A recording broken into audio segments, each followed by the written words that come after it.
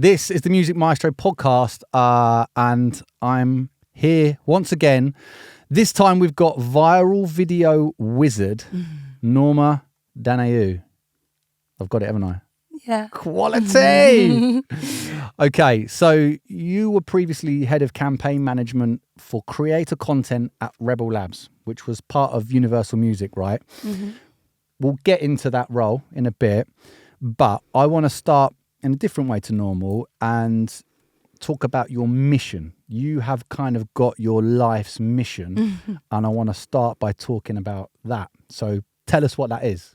Yeah, so I guess my life mission really stems from, I guess, an agglomeration of all of my passions, between music, obviously, languages, culture, and social media, and finding a way to patch all these together to make something where I can kind of have my toes dipped in all of these areas for my career and my work, and with the ultimate goal of uniting people through cultures, through languages, through sharing, like all the kind of, I guess, incredible things I've had the privilege to experience over my life, being bicultural and having experienced so many cultures. And I think there's so much to share that ultimately can bring us all closer together, because we just realize that, we're so much more similar than we are different, no matter where we're from and what cultures or backgrounds we're from. And there's just, like food or,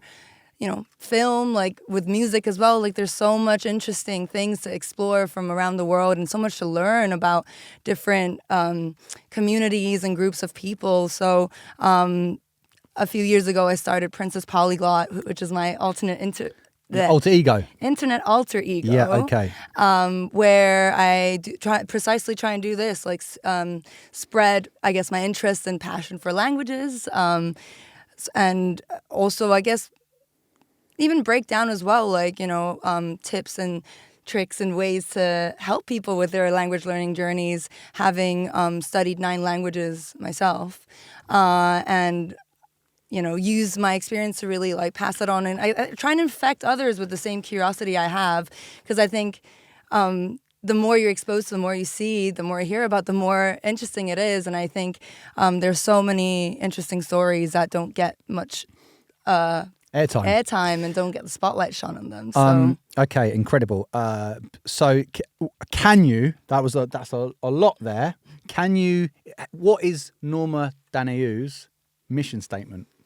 Connecting the world through music and languages. Wow, smashed it. Okay, so you mentioned there that you studied 9 languages. Yes. How many languages do you speak? 9? Yeah. Fluently?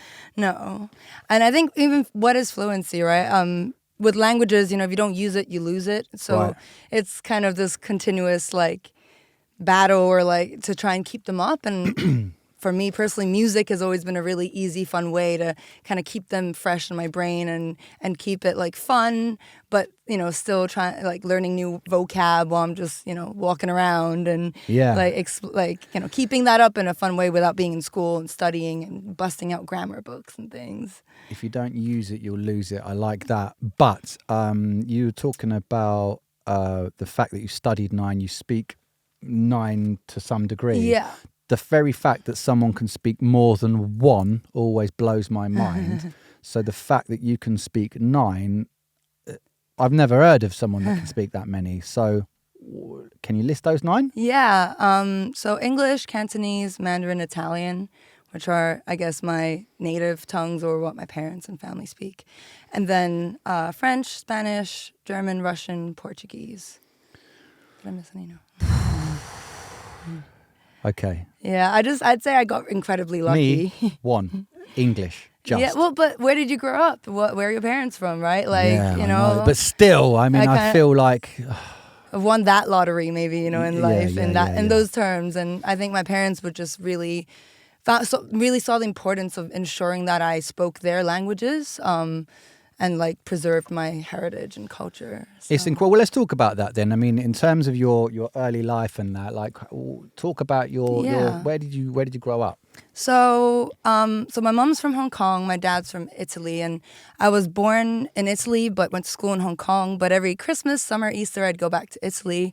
My mom was a flight attendant, so this world was a very small place with all the staff discounts. So, was always I was really lucky as someone with mixed heritage to have been able to have exposure to both cultures almost as much as each other, which I know is like not very easy for a lot of mixed people. Like growing up in Hong Kong, pressure's really high, so everyone's kind of got loads of co-curriculars, and I think even Hong Kong, like the official languages of Hong Kong are English, Cantonese, and Mandarin. So everyone speaks kind of at least 3 to varying degrees, and then maybe you learn French at school or Spanish. So speaking at least 3-4 languages in Hong Kong at least is not that uncommon and pretty standard. But it's like how well do you speak each one, right? That's kind of the other side of things, and in what capacity or in what like areas, right? Like I wouldn't say be very confident in, I don't know, translating something legal or something that's very technical, for example. Okay, so we were talking when we went and got that coffee about how when most of the people that we have interviewed on this podcast have been like music from the start, studied music, gone and got a music internship, then worked at a label or something similar, and it's been music from the very start. Your career path, I would suggest, is different to that, right? Absolutely. But I think it's very interesting as well. But like, let's say in terms, whilst your career into music was a different approach, what was it that kind of drew you into the world of music?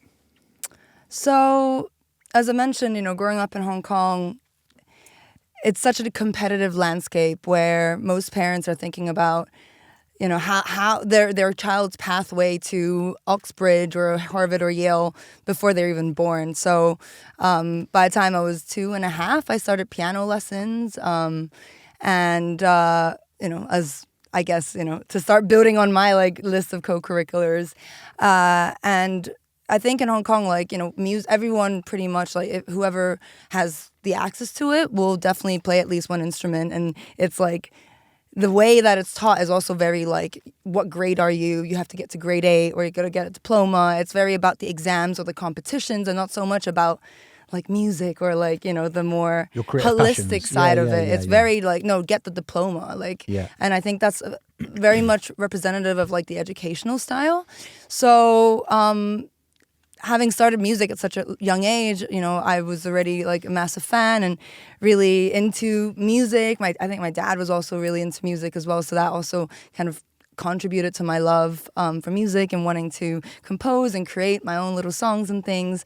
And then I started learning guitar when I was like 13 when I passed my grade 5 piano exam, and then I started doing singing. And again, my mom wouldn't let me just do vocal training, so I had to do like classical singing with exams and get that grade 8. And so by the time I was 16, like I was very much from 2 to 16, I want to be a musician, I want to be a singer, I want to make music, and that was always the goal. So it's really funny because after I kind of gave up that dream, I never thought that I'd end up back in music, because I kind of just abandoned it and was like, well, it's not for me. I was getting bullied a lot at school, and I was like putting my music out there or kind of posting things on YouTube and performing, and then my parents were not very supportive of my musical ambitions, despite the fact that they had been investing in my musical education from such a young age for so many years. And I think that's something that's quite common in like East and Southeast Asian families and in the community where creative ambitions or goals are not really supported, and the stereotype that most parents want their kids to be doctors or lawyers is very much true. And so given all this, I was like, well, maybe I'm being unrealistic, so went for a more realistic and safe path by following my other passions in life, which was music. Which was languages. And decided to go on to study languages at UCL. And I guess from there, I knew I wanted to do something creative. So that's when I was like, well, I guess maybe I'll try and work in fashion. Maybe I like fashion, and maybe I can work at Vogue. So I start, thinking about going in that career path, and I realized I don't actually like writing very much. But that was when I was at university, I realized, and like I had a passion for social media as well, and was like, totally a Tumblr girl in those days. So I started when I was at university, like UCL campus style, where I'd go around and take pictures of well-dressed students, and started this community, which, there was only like 4,000 followers, I think, but for a student body of like 19,000, with maybe like 10,000 being undergrads, it was quite a big number for those days. And that kind of gave me like a taster of like starting my own social media kind of endeavors on the side, and honing that skill and craft unknowingly, just, as a passion or as a hobby. And then studying languages meant you have to do a year abroad. So in my third year, I spent half the year in Moscow, and I spent the other half of the year in Milan, where I had an internship at Fashion Channel, where it's a YouTube channel where they post all these like runway videos. So I'd have to go to Fashion Week and all the big events and interview people. And back in those days, like social media was just starting, and people didn't really see the importance the way they do today. So what year are we talking here? This is like 2016, and also Italy's like also a little bit behind on these things a lot of the time. So social media was the intern's job. It was like whatever, and I was given pretty much free reign because none of the more senior people knew that much. So that really then developed me further and giving me kind of more concrete professional experience in social media, which I think really helped me when I got out of uni and was looking for a job. And, desperate for anything creative, video was kind of where I had experience, and the languages was the other thing. And I stumbled across the job at Jukin Media as a viral video researcher. And I remember when I applied, I had like no idea. I was like, what? I don't even know what this job is. It was like viral video researcher, like need to be like, internet savvy, chronically online, and has to speak at least one other language. So I was like, well, at that time I only spoke 8 languages. So I was like, well, I speak like 7 more than the requirements. So I'll just send like a quick LinkedIn easy apply and just see what happens. And they called me back, and before I knew it, I got a job. So, and I realized what that job entailed, which was scouting the internet for viral videos. And this was in the 2016, 2018 days. Sorry, Fashion Channel was 2014. So that was before that. So 2016, 2018 days, like it was very much, if you went viral, if your video went viral, you were on Ellen, you were on the talk shows, and like everyone would have seen those few viral videos. And so, I think it's really interesting that not many people know that some of the most viral videos out there, like let's say Charlie Bit My Finger, like from those early days, they're all represented by various licensing companies who then charge for the usages of these videos, and also have like teams to try and pitch and sell the videos, and the original creators and pocket like a share of the revenue. So it was really a really interesting experience, because I got to really understand the fundamentals of what goes viral and see so many videos, and constantly be looking and understanding and seeing which were the ones that like would take off the quickest and why, and really analyze that. And at the same time, I got to use all my languages all the time, because I'd be calling up someone in Russia one minute and calling up someone in Italy the next, and in Malaysia, and just kind of got to really use all of my languages. So basically it sounds like your passion for social media is kind of what eventually got you into the industry that you ultimately wanted to be in your earlier years. Yeah, right? exactly. And I think in those times, it's like, I guess I struggle with just doing one thing. So I also started a travel blog in those times, and was also like doing things on the side. And because I wasn't able to actually make content at my job, I was just looking at it and passing it on. That's where I kind of developed my other creative skills, which ultimately, it's so interesting, because everything later on you realize that every little thing you do kind of ultimately has like, it'll benefit you in the future in one way or another. Like even if you don't realize it at the moment. Yeah. So I, after a year and a half, decided to quit my job, but my whole team got made redundant. This is at Duke in Media. At Duke in Media. And just to define what Duke in Media was. It is a viral video licensing agency. Okay. And on top of that, it's also a publisher. So they've got various social brands like Fail Army, People Are Awesome, The Pet Collective, just to name a few. Okay, and so basically it was, so you've there's a lot there in those earlier years, I guess, where you've done your degree at UCL, was that right? Mm-hmm. Then you've gone to get eventually from the fashion company that you were working with, that Channel. moved into Duke in Media, which let's talk about then Rebel Labs, which is your previous role, where that started. Mm-hmm. I think first of all, we need to explain what Rebel Labs is. I'm still not 100% clear. So why don't you just explain, because obviously Rebel Labs is part of Universal Music. Yes. So explain what it is and how it operates. Sure. So Rebel Labs is essentially like Universal's in-house like social media agency, creative agency. Rebel Labs has a multitude of social brands which they own and operate. And all of the content that's created is either soundtrack to UMG rep or features UMG artists. And it's all like a promotional marketing avenue for the artists and the repertoire. And in terms of then how it operates, so let's say there's Polydor, there's Island, there's Decca, etc. Like, how are they tapping in, or how are they utilizing Rebel Labs, or how are you trying to collaborate with those labels? So the labels would all pitch all the various priorities that they've got, and then that'll be distributed amongst the team, and kind of we find ways to collaborate alongside with the labels' wider digital marketing strategy and plans, and try and add fuel to the fire and like help amplify and support their campaigns through our series of social brands and the various types of content that we created on various platforms. Okay. So when did Rebel Labs launch? It was at the end of 2018, early 2019. And were you part of those formative years? Yes. So I you were was there from the start? First team member to join. Okay. So because after I left Jukin, I went traveling for a few months to try and figure out where I wanted to go and what I wanted to do, because I knew I didn't want to be a video researcher forever.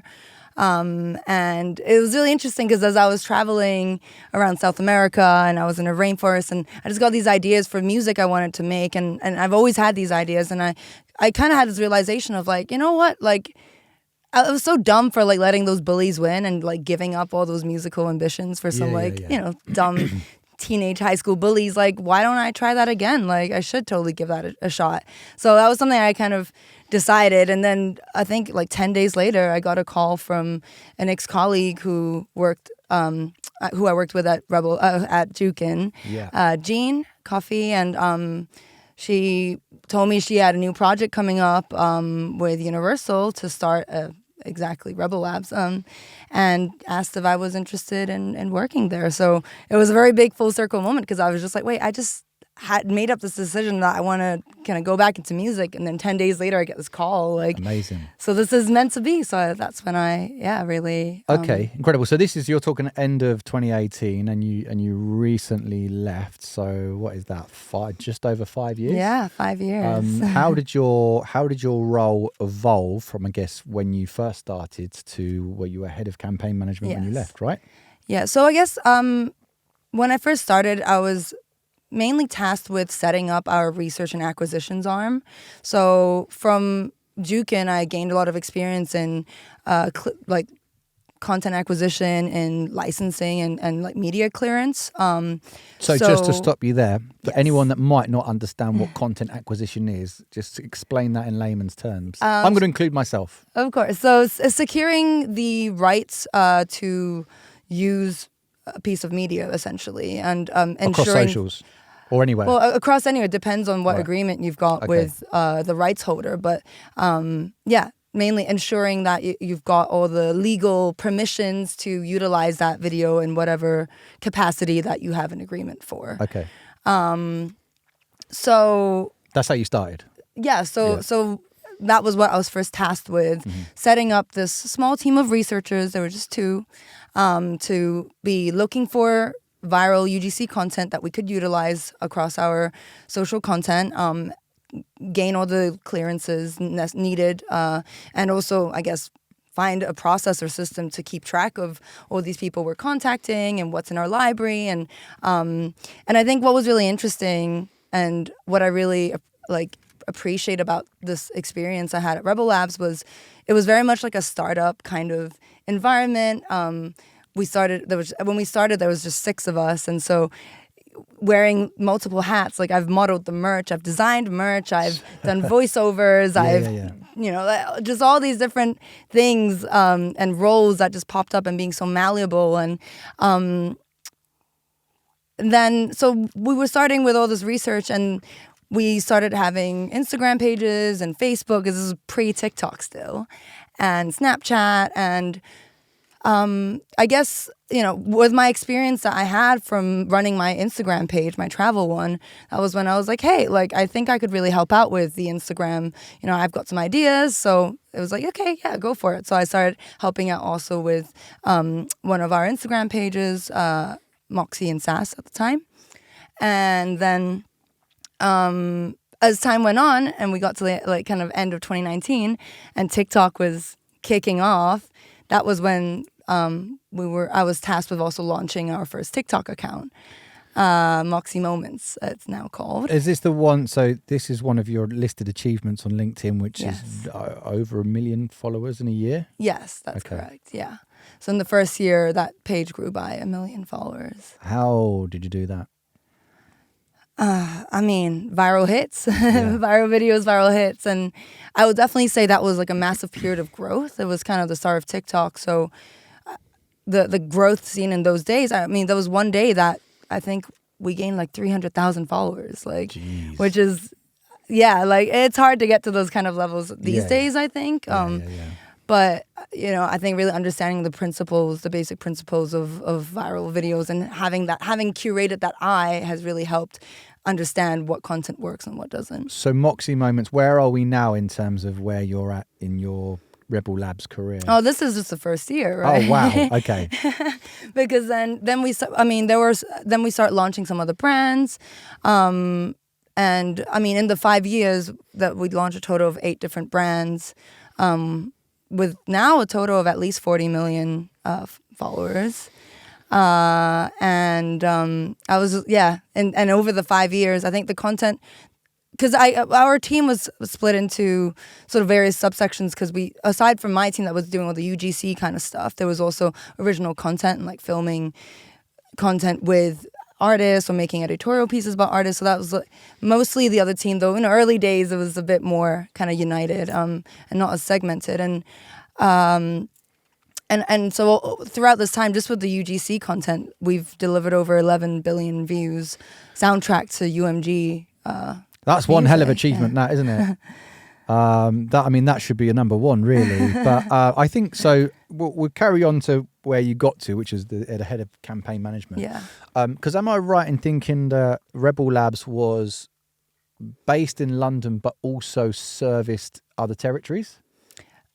Correct. I'd say mostly UK and US. Right. Due to just bandwidth. There was so much interest from I kind of meant Australia US. and other territories, but our main focus was UK and US. So you were working with not just the UK labels, but US labels as well. All the US and how labels does how does that work? I guess if you're sort of you're headquartered in London, but then there is no end to, there's the UK I guess roster, but then US is a completely different beast, particularly when it's Universal Music. How the hell did you have the capacity to work? How do you decide? You can't work across all of it, surely. Yeah, So I mean, how do you we pick what works best for our brands. because the labels pitch to you? Yeah, so they Right. pitch to us, and then we decide what works best for our brands, what we think works best for the content that we post. Like, Yeah. we really have to think about our audiences. So, me really thinking about like whether it's a right fit, because there were many times where we would decline tracks that we just thought wasn't a right fit for our brands or the type of content that we were creating. Okay. Okay. So let's we're somewhere midway in your career. Yeah. I guess then, how did you go on to kind of get this head of position at Rebel Labs? Well, I think so as time went on, and I guess, as I mentioned, being in this really like startup environment where there weren't like unlike the labels, let's say, where there's like strict teams and like structure, a pathway, and like with luck, like there was so much opportunity at Rebel Labs where you can kind of forge your own destiny. So I would kind of throw myself in the deep end in a multitude of things. I think one thing for me that really I found really important as time went on was really trying to find ways to increase the efficiency of our processes and systems. Because you want to stay organized, and especially when you're managing a team, because we had freelancers, we had all those, like the team kept growing. We went from 6 to 10 to 15 to 20 to by the time I left, close to 30, right? So wow.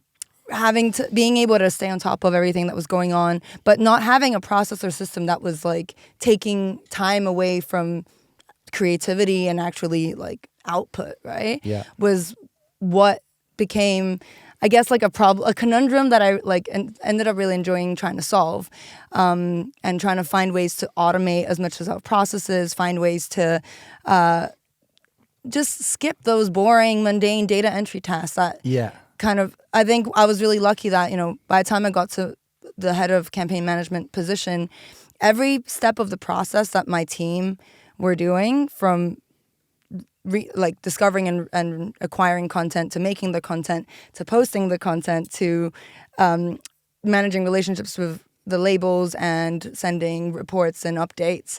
I had that, all of those processes had been my job at one point or another. Yeah. And so, having experienced the pain points and the time-consuming parts of the job that I didn't like and I felt like was a waste of my time, I was able to, I guess, keep trying to be like, well, like it's like thinking like, oh, well, it's crazy that, we have AI, we have all this technology. Yeah, I'm here like manually counting the views of posts. Like this is for like 30 campaigns, like I would be like drowning on a Friday afternoon. So I was like, there must be a better way. So I was always trying to find like ways to automate this and like have like spreadsheets that pull data and just like, spit it out, and find ways that, the team could spend as little time as possible doing these things so that they can have the most time to really think about creativity, and because I think creativity takes time, and you want to, if you are crunched for time, then you won't be able sacrifice to. That, right? Exactly. So, I mean, this is a loaded question, but how important are processes and systems? I would say very important, especially when you've got so many like spinning plates. With my team, it's like this could all be split into 5 different jobs, but it's all lumped into one. So having like strong systems where you can really keep track of what everyone's doing, even as a manager, keep track of what everyone on the team is doing, as well as, having data to look at what's working, what's not. Like all these things, I think, help you improve and be more efficient. If you don't have access to this and you're just kind of posting without any, like posting things and, without any sort of schedule or any sort of plan or way to keep everything organized, then the bigger your team gets, the more like things will become more and more chaotic and struggle, I guess, to kind of keep the ship sailing and on course. There must be instances though, particularly when not shit's hitting the fan, but when the pressure's really on, where you can have all these systems and processes in place that are important, but ultimately sometimes I feel when you've got systems, processes, like it's all good when you've got time on your side, but when you haven't, sometimes shortcuts are brought into play. Right. do you have instances in that with I guess I don't know the intensity of what Rebel Labs was working within. Did you have instances where shortcuts were made and ultimately that then led to a downfall of some description? I suppose so. Like, I guess with the system that I created, there was like certain formatting that like the links needed to be in, like, and on the surface it seems very pedantic. And no, listen, I'm just singing from the same song sheet. Trust me, I'm there. Though when I try to make my team understand that, look, I know it's really anal and I don't want to be anal, but unfortunately, if we don't follow this, it won't work. And so we're really trying to save ourselves in the long run, even though it's annoying at this point. But I think nothing ended up hitting the fan and not working out. I think, I would always try and ensure that those processes are maintained. And so that at the end of the year or at the quarter, whatever, all these numbers just would magically appear. But it wasn't always like that. And at first, it took me quite a while to figure out the technology to make this vision I had come to life. Yeah. But ultimately, once we got there, the fact that everybody had to do all these like jobs, it made it possible for them to juggle so many things because that process and I think that comes with supporting management, and it makes it manageable, right, when you've got those processes and systems in place, particularly when you've got to spin so many plates. I think that's when they come into their own. And you're working with a team of creatives, right? Creative people, I'd say, are notoriously not. But also what I like is that what you were touching on is that the having those processes and systems in place allow people usually to be able to focus on their strengths, i.e. you don't, not to the detriment of creativity. You're creating more time to focus 100%. On what's important, right? Particularly in your game. Well, I think it's about really finding that balance. Obviously, you don't want to be overburdened with processes and systems that are useless, that don't serve a greater purpose. And I think part of that process of understanding is like periodically reviewing the system and being like, is this needed? Does anyone even use this feature? No? Well, let's get rid of it. Why are we doing this then? And I guess that comes with finessing along the way, because you can have systems in place, but they're not necessarily 100% watertight. Oh, 100%. The system we started with was a very basic Google sheet that after a year and a half it started crashing. So it was like, it was very not automated. So the more we went on, the more it got automated, the more it got sophisticated, the more it got complex. So I don't think you have to start off with an amazing system. But if you are able to, I guess, get some help in implementing a system that's already proven to work, then that definitely makes the road easier. So that was kind of not entirely what your role comprised of, but that was a big part of it, is implementing these systems alongside a number of other responsibilities, I imagine. You decided to leave at the beginning of the year. Yes. How come? So I guess after 5 years, I felt like I've really kind of gone quite a long way. So, starting off, when I started, I'd never managed a team. I was just a researcher on a research team, to jumping to managing and training up new researchers. And then as time went on, more and more, till the end, I guess in the last year as well, I forgot to mention that our team expanded to the US. And so we had embeds at various US labels. And so someone full-time being there, being eyes and ears and kind of promoting and pitching Rebel Labs and creating content and really being there and up to date with what was going on. And so having a team across 3 different time zones, again, that was, the next step up. And having gone through that experience as well and kind of checked that off, I guess I got to the point where I was like, I think thanks to this experience and having been in the startup environment, yet still in a big corporation with the other kind of foundations and that a bigger corporation would have, like I felt like, okay, I think I'd be able to start my own thing now, because I've done it. I've had my first rodeo with like minimal risk. And so I've wanted, and since I started Princess Polyglot, like 2020, I kind of this idea of starting my own thing, like kind of kept growing in my mind. So I think I got to the point where I was like, I think I'm ready, and I think I've learned so much, and I don't want to I guess, like, hold back anymore, even though I really enjoyed, working at Universal and really enjoyed my team and really enjoyed what I was doing. But I guess I felt really disconnected from the language side of things and not being able to utilize those skills as much as I would like to on a day-to-day basis. And I guess wanting to really tap into my true passion of promoting and working with music in different languages and kind of like sharing like my interesting discoveries and the things that I like as I learn cool, interesting things, like sharing that on and passing on the knowledge, I guess. And so I felt like perhaps there was something I could do on a larger scale, and like felt like it was the right time. Okay, so and we're gonna talk about what is next. But I guess before we leave this career you had at Universal Music, I'm interested to know, what was your take in terms of working within a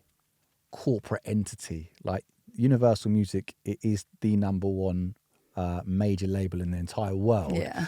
Like, did you feel like you were working at that? Well, like, it's like, I went from working in an very independent culture, and then coming over to Sony Music, very corporate culture, and I could really tell a difference. I don't know Dukin versus Rebel Labs, what the difference was like for you, but like, I guess, my question is, what was it like working as part of that corporation?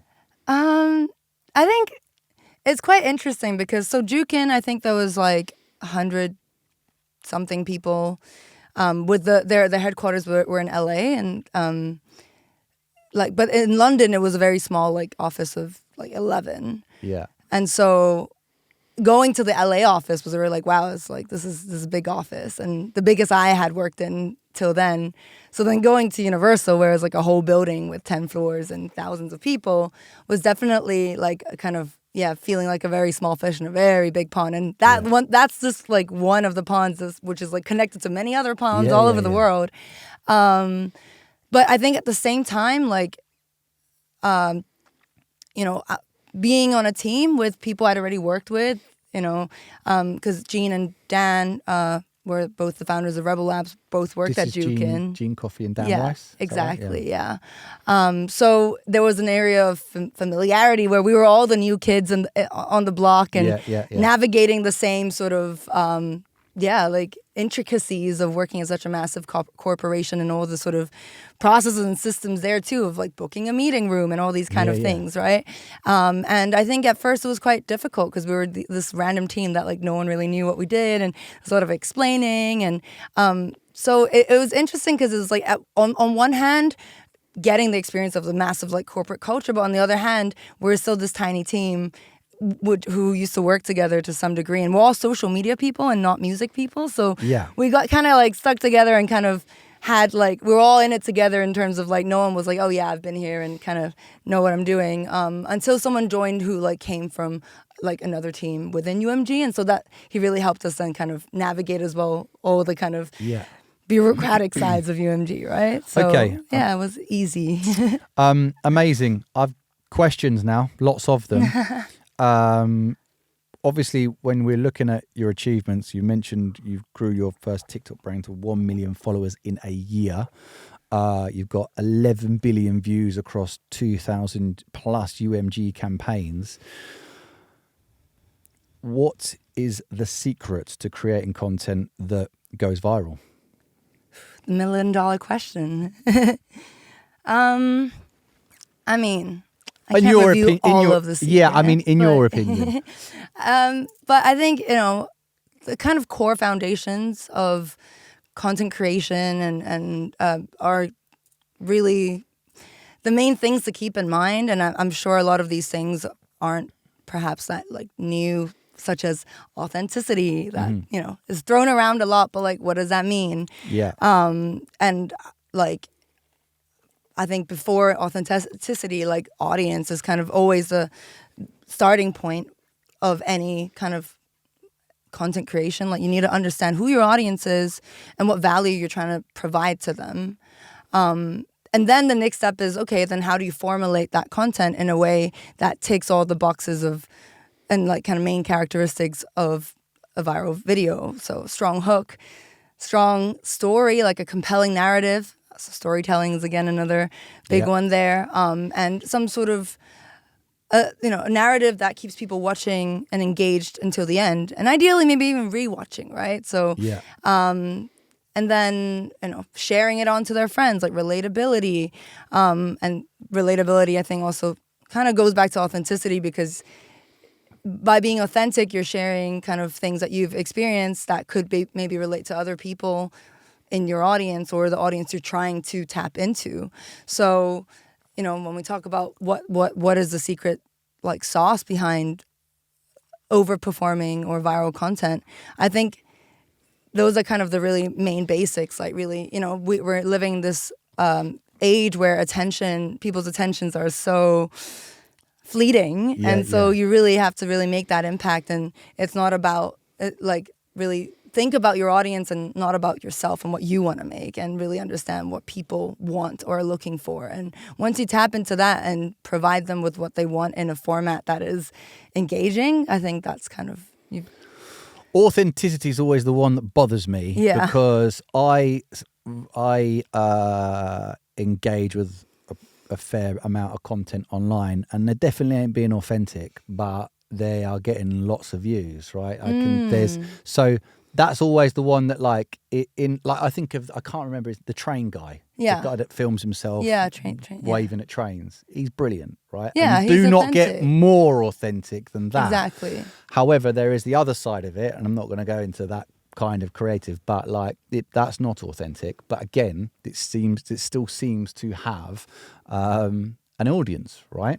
But I think what is authenticity though? It's about, I guess, I think we'll put it this way, like, me, authenticity is being your true self. Yeah, exactly. Right? Tapping into things that you're actually interested in or, have a passion for. It's like, it's only when you try and do things that are not you or, that. But then this is what I'm getting at. I'm not gonna. I don't want to go down here, but there are individuals online that will perform in a certain way because they think that's how they need to appear to attract an audience. That's not authentic.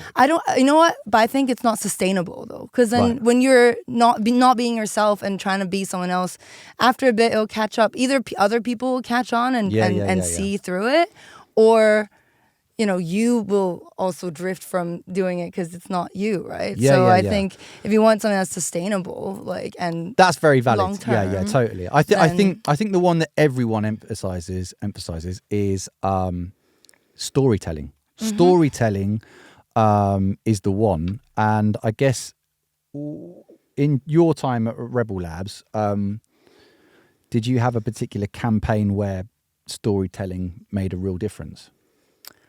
I think when I look and analyze sort of our top performing pieces of content, storytelling definitely plays a role in one way or another.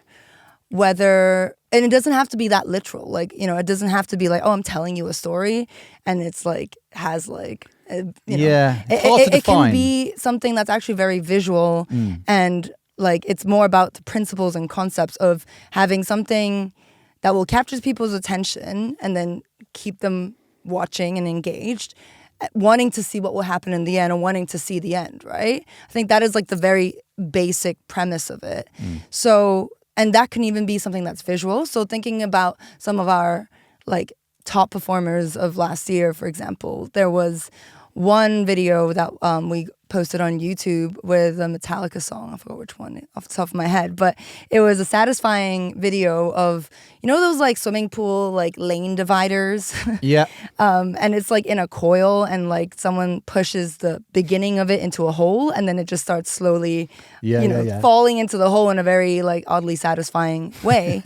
And it seems really banal, and it's but I think that is the most basic form of storytelling. Yeah, wow. It's just a pool noodle thing going down a hole, it, once you start seeing it, you kind of want to, watch it. It's gonna just fall in, but even though the ending is something that is maybe so innately interesting to humans and visual that you just keep watching, and so that video has, I think now 83 million views since it was posted about a year and a bit ago, and has generated like 150,000 subscribers or so since it was posted. And it's not even that deep in terms of like there's been other pieces of content which is like, our dog passed away, and so we're going to go get a new dog for our dad and surprise. Like that's like a story, right? That really hits on the emotion and pulls at the heartstrings, and you want to see his reaction at the end, right? Like, but this one is just like so basic. It's just a long thing going down a hole, and it ended up blowing this. Ended up performing so well and converting so high. But I think what's more interesting is, we had another campaign which followed the similar vein, a bit more complex. And I think this is what makes this campaign much more interesting and perhaps effective in different ways, is that this was another piece of content it was a tutorial of a paper airplane that flaps. And we paired it with Rolling Stones' Paint It Black, because the intro has this kind of like adventure kind of feel that lended itself quite well to the content of the video. And it's so banal. It's a paper airplane being folded, but because it had a little something different, it flaps. That got like 12 million views. But it wasn't just the fact that it had a strong hook and it had value, right? Like, it's teaching you how to do something, and you want to see how to do it. You want to watch to the end and see the final result. But on top of that, it's something that is so easily replicable, right? Not everyone has a pool noodle they can push down a hole, but everyone has access to a piece of paper. And so what we saw from that campaign is, even though like compared views-wise, 12 million versus 83, like, I mean, they're both great, but, what we found really interesting about that campaign is that the engagement was so high because people were saving it, people were sharing it, and people were rewatching it so they could follow along. And then people were also duetting and commentating and creating more content off the back of that, using the track that we had used. And so that's where I feel like storytelling is like this first step. But I think when you want to kind of have a deeper effect of just views and virality and actually have interactivity with your audience, that's where I think relatability, or like a low barrier of entry, or something that's like replicable and like where people can participate, is where we see an even bigger effectiveness in terms of when trying to promote or market something. I think right now, like, the best example off the top of my head is the trend with like, put the song on and ask your mom to dance as she did in the 80s. Yeah. Right? Not everyone, but like most people have parents, like, so it's an easy thing, and yet like we've seen how that's replicated and kind of blown up, right? So I think the power is more than just a viral video. Like the next step up in sort of like having maximum effect is a viral video that then inspires other people to make more viral videos. Well, then you've got like, was that interactivity? Would that be that? Yeah, like interactivity and like ease of replication, but like, and I guess there's like an emotional side, right? So it's just sort of like, and I think that ultimately like ends up with connecting, right, with the audience, right? If someone can interact with it and connect with it and like play along with what you're doing and replicate it and create content off the back of what you're creating, then I think that's really the recipe for success. That's amazing. I mean, because the next question is in regards to metrics, key metrics, and you've sort of touched on a couple of them there, but what do you focus on when you're measuring the success of a social media campaign? So I think it really depends on what the aim or goal of the campaign was to start with.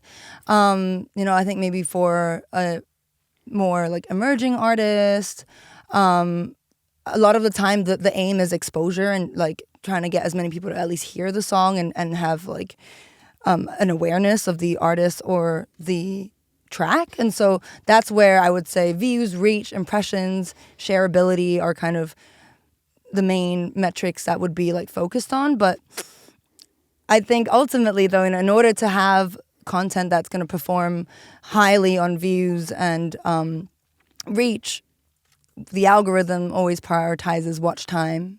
And so I think, when looking at content, ultimately understanding the watch time and really analyzing that retention rate graph and seeing where people are dropping off, I think is really like the key to being able to understand and keep refining and like improving your content. Because when you look at the graph, if you see, let's say, a lot of people dropping off in the first few seconds, then your hook isn't strong enough. So doesn't mean like scrap the whole idea and delete the post, but you can try and re-edit it, maybe try another hook and maybe like shorten the times between things and play around and look and use that analytics to inform your like production and your editing and your copy and all these things. Maybe, you see a lot of people watch all the way through but kind of drop off in the middle or at the end. Well, then there's something that's not that interesting there that maybe you want to try and cut out and like tweak in order to really ensure that every millisecond of that video is engaging and like is keeping people like staying on to the really end. Okay. So let's talk about social media trends then. I imagine a big part of what you had to do in your previous roles was sort of staying ahead of that game, or at least being on top of what the emerging trends were. We mentioned the ones about parents dancing like they did in the 80s. Mm-hmm. Do you know, I mean, that's one of them, but do you know any of the emerging trends right now in social media content creation? Any, I guess, that are kind of engaging you, exciting you?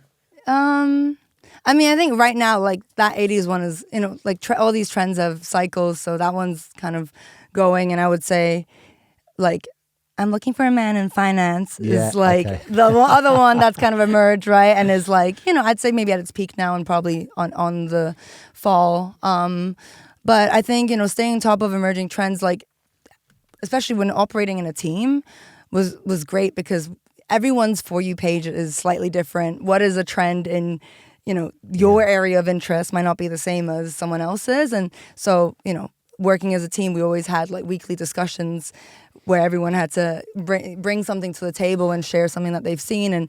And then we'd discuss how we could implement that or ways that we could play with these sort of trends or like news or kind of like I guess like notable events or things that are happening in the world.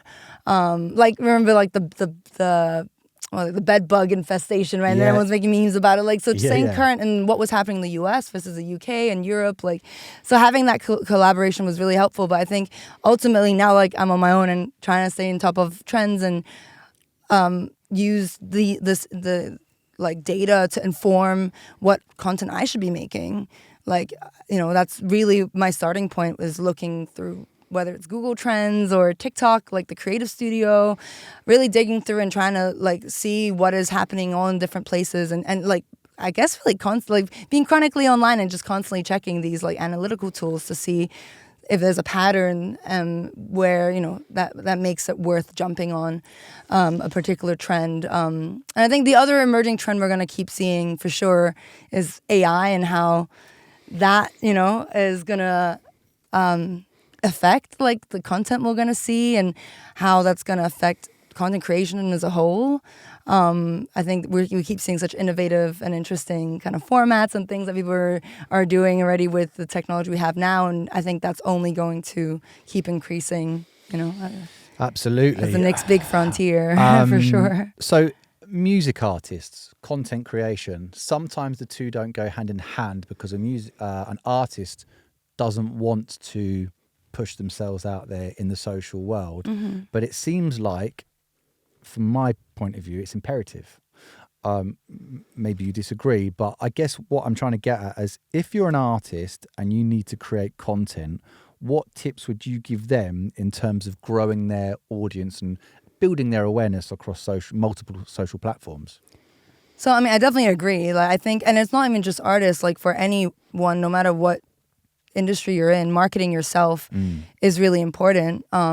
So even as a musician, again, marketing yourself is important. And I think it's a way to really connect with your audience and your fans and understand who they are, make them feel like, they have access to you and that, it's not just like you are here and they're there, but it's like, an artist wouldn't be anything without their fans, right? Like just living in a bubble of like, I just make music. Well, unless maybe like you want to be, one of those artists that like maybe have an AI or like some sort of like an icon, Avatar, like yeah, avatar, yeah. which is fine, totally. But I think you still find ways to connect with your artist and your audience and really like bring them into your world, whether it's like letting them see your process, like behind the music, whether it's showing them the struggles and the like daily life and kind of the hoops and barriers that you have to jump through to get to do what you do and love, and I guess like inspiring other people, because I think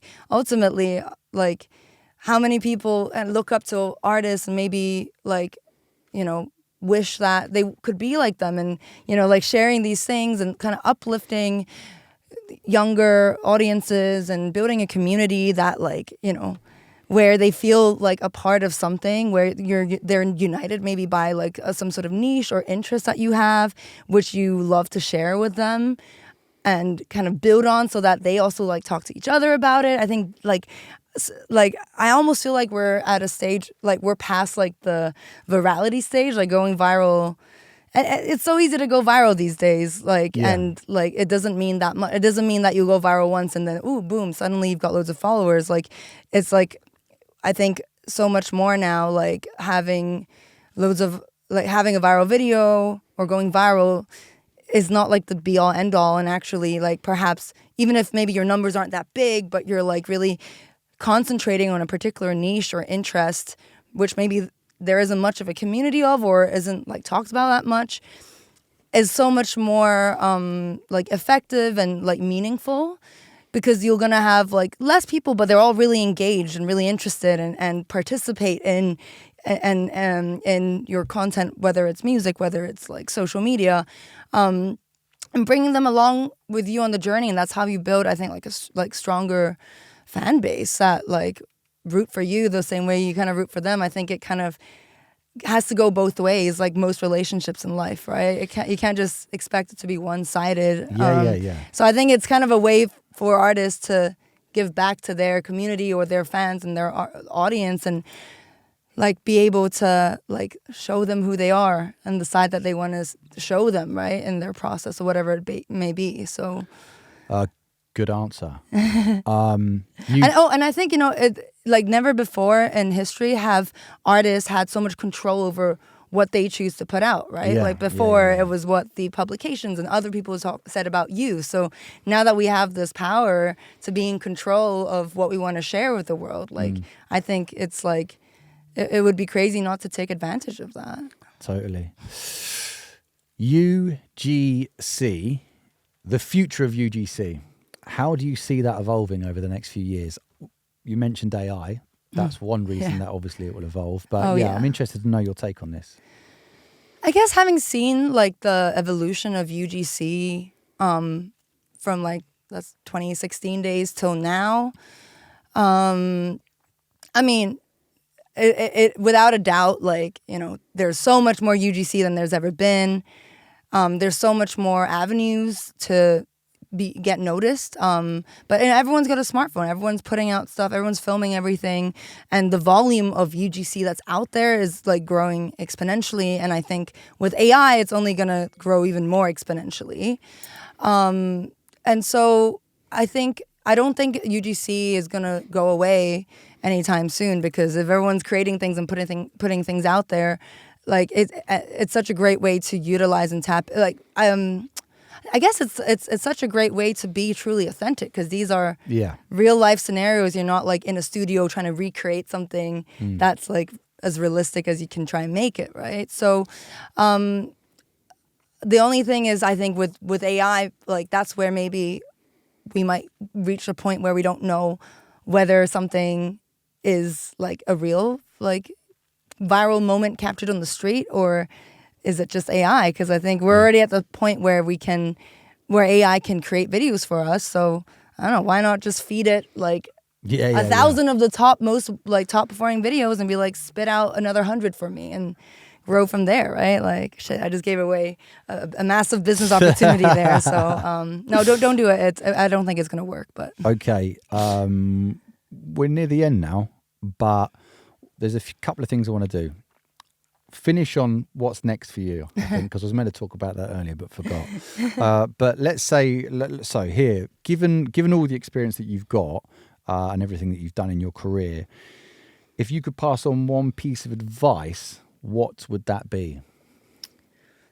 I think like one thing I've realized is, no matter what you're studying at uni or what your job is, if you have a passion for something or an idea that you want to like try, like go for it. Like, do it on the side. Like, and you never know when that experience will actually come back to serve you and help you. And it doesn't, like, maybe sometimes instead of even just being like, okay, let me go do a course in something, like just learning that by yourself and trying to like navigate something just through passion and like fun, I guess, like can end up being something that might be your career one day. Like, and so I'm really glad that, throughout my career, I always like engaged in my passions and my interests. And like, even though I never knew or thought it could maybe end up being a career, all those lessons I learned, ended up serving me and opening more doors for me and more career paths and giving me more options. So I think I see everything, every challenge or every difficulty or bad moment or day as a lesson for the future, and that I'll like one day be grateful for, even though it might suck at the time. You might hate your job or you might hate, hate something that's going on, but like everything is like, and that's something I always used to say to my team as well, of like, learn as much as you can wherever you are and like absorb, and totally. One day it'll come back to help. Okay, so let's end on then, you're now doing your own thing. So yes.